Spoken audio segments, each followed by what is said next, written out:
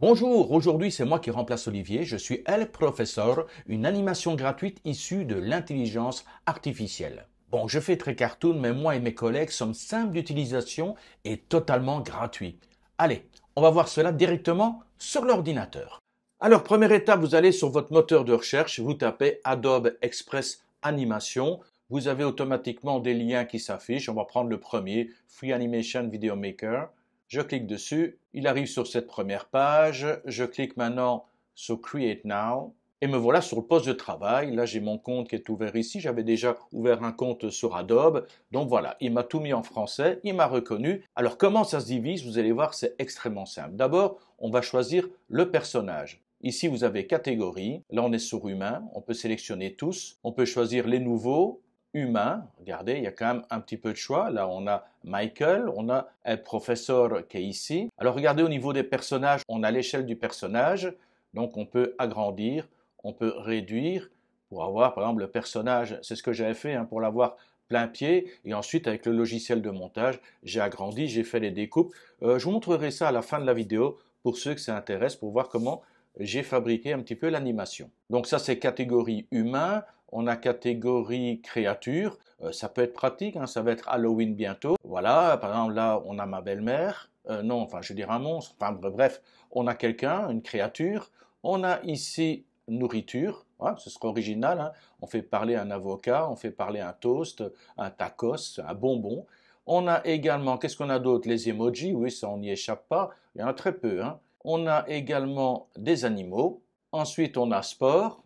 On peut carrément faire parler un ballon de football, de basketball, de baseball. Et qu'est-ce qu'on a encore? Le dernier, c'est classe. Oui, ça aussi, ça peut être original. On peut faire parler un crayon, une feuille de carnet, une calculatrice, une règle, un crayon gras, un tableau noir. C'est assez original. Donc, moi, je vais revenir sur du très basique. Je vais choisir humain. Allez, on va prendre celui-là. Et donc, vous pouvez agrandir, vous pouvez le déplacer dans l'espace, vous pouvez également l'agrandir ici avec les petits curseurs. C'est relativement simple, c'est simplement du glisser-déposer, clic gauche de la souris et on peut faire tout ce qu'on veut. Autre élément important avant de vous lancer dans quoi que ce soit, cet élément taille ici. On clique sur taille et ça vous permet de choisir directement le réseau social pour lequel vous destinez cette animation. Là, j'avais choisi YouTube, mais regardez, je clique ici, on a par exemple Instagram, et là, il vous met toutes les dimensions qui sont liées à Instagram, si vous voulez par exemple faire une story, si vous voulez un portrait, un paysage, voilà. On a également Pinterest, on a tous les réseaux sociaux et à chaque fois, on a les dimensions liées au réseau social en question. Donc là, je vais me mettre sur YouTube et je vais laisser en 16 neuvième et non pas en 9 16e pour les shorts. Et vous voyez, le 16 neuvième ici, c'est une dimension de 1920 par 1080. On a la taille, on a notre personnage, on peut choisir un arrière-plan. Je clique sur arrière-plan. On peut choisir une image. Si vous avez une photo personnelle, vous pouvez la charger directement. Ou alors vous choisissez une catégorie. Là, j'ai couleur et transparence. Et j'ai effectivement cliqué ici sur personnaliser et j'ai choisi une couleur vert flashy, histoire de pouvoir effacer le fond et pouvoir ajouter une vidéo derrière. Je vous montrerai ça vers la fin du tutoriel. Mais vous pouvez également choisir, regardez ici, des saisons. Voilà, un parc en automne, l'automne, des collines vertes. C'est bien si vous voulez créer plusieurs animations, une petite histoire avec le même personnage, mais à des endroits différents. Donc ça donne pas mal de possibilités. On a les saisons, on a de l'abstrait. Qu'est-ce qu'on a encore ici en ville? Un parc urbain, la ville, des gratte-ciel, un stand de hot dog et la baraque à frites, honteux, voyons.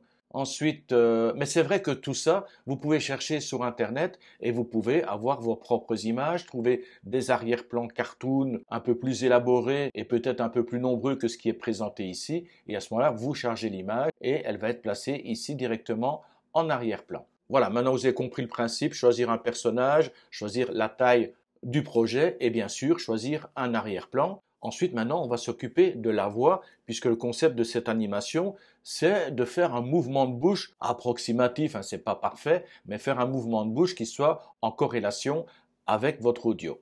Alors la partie audio, elle se trouve ici. Sachant que chaque clip que vous allez tourner est limité à 2 minutes. Mais bon, en 2 minutes, il y a moyen de faire déjà pas mal de choses, et sachant que 2 minutes après, vous pouvez recommencer un nouveau clip de 2 minutes et associer vos différents clips.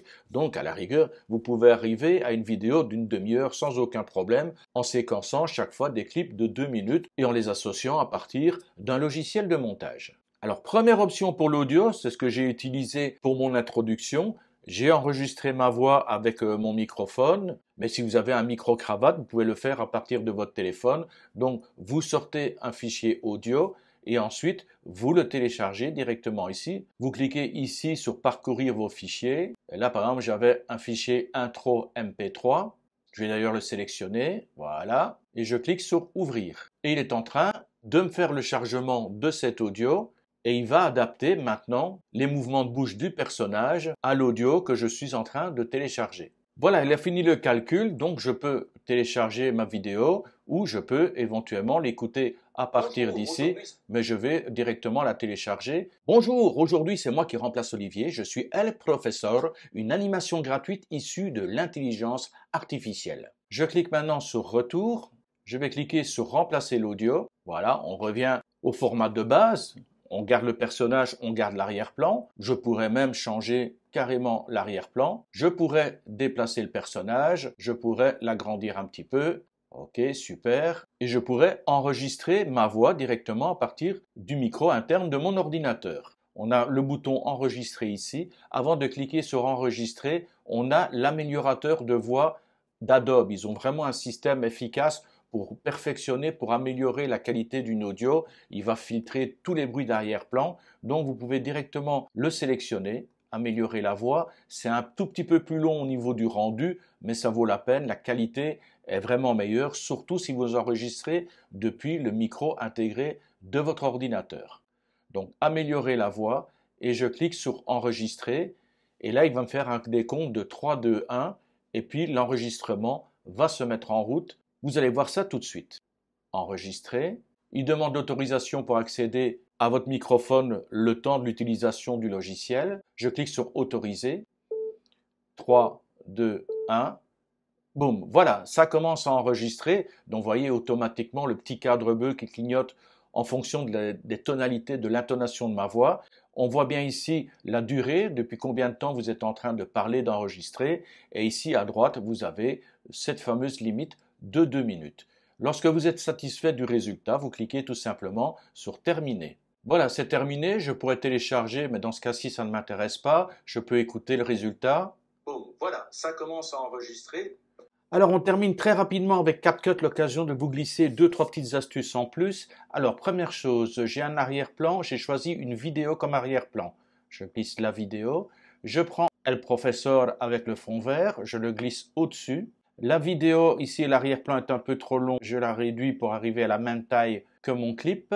Je prends également, j'ai une petite bande audio ici, enfin petite bande audio, c'est le bruit de la mer, un peu trop long, je vais réduire pour arriver ici, je vais couper, je supprime la partie trop longue, et comme c'est un bruit d'arrière-fond, je vais réduire un petit peu le volume, on va mettre à -20 dans un premier temps. Maintenant, je vais virer le fond vert d'être professeur. Je sélectionne donc le clip, rectangle blanc autour du clip, ça veut dire qu'il est bien sélectionné. Je vais dans les propriétés ici, basique, découpage. Je clique sur clé chroma. Je clique sur la petite pipette. Je vais maintenant n'importe où sur le fond vert. Je clique dessus pour sélectionner cette couleur verte. Elle est maintenant bien sélectionnée ici. Maintenant, je vais sur force. Et ouais, je peux avancer jusqu'au fond sans aucun problème. Même chose, peut-être ombre. Ok, super, c'est très bien comme ça. J'ai mon avant-plan, c'est El Professeur. J'ai mon arrière-plan. Par contre, je préfère que mon arrière-plan soit légèrement flou. Ça permet de mettre l'avant-plan en avant. Pour ce faire, je vais dans les effets. Alors, je l'ai déjà dans les favoris, mais sinon, au niveau du flou, ça se trouve dans lentilles. Et vous descendez et vous avez ici. Regardez, on voit d'ailleurs directement l'image qui est floutée. On a un élément qui s'appelle floutage. Cet élément floutage, regardez, il y a la petite étoile jaune qui est déjà sélectionnée. Ça veut dire que c'est ici tout en haut dans mes favoris. Je sélectionne favoris, floutage, c'est bien là. Je prends floutage et je le glisse sur mon arrière-plan. Je relâche Et voilà, il y a un floutage qui a été rajouté. Regardez ici, tout mon arrière-plan est bien flouté, mais beaucoup trop. Regardez, la propriété du floutage est à 50. Je vais réduire ça à 20. À mon avis, ce sera suffisant. Ok, ça me semble correct.